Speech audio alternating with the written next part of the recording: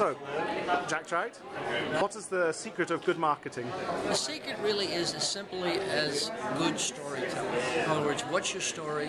What makes you different, unique versus your competition? But it has to be a story that people say, aha, that makes sense. And that's you've got a good story, you're off to a good start. Okay.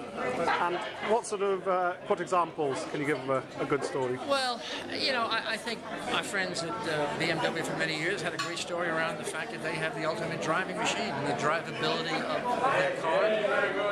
Mercedes had a good story around engineering. Volvo had a good story around safety. So most of the successful automotive brands that have succeeded have had good stories. And you mentioned watches as well. Yep.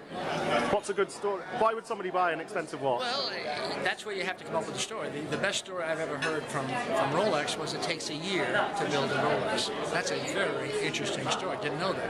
That's what they should do. Another story that you're seeing expensive watches use is the fact is longevity. Your grandchildren will love this watch. This watch will live through the years. Another very interesting story. Does the stories here? You've said Rolex, you've said BMW. These are all high-end brands. Can you think of good stories for sort of more consumer end? McDonald's has a great story around the fact this is the world's favorite place to eat. They should use that story. Nike has a very good story about this is what the world's best athletes wear, and they know it because they've bought them. So in a way, that's the kind of stories you have to find a way to tell.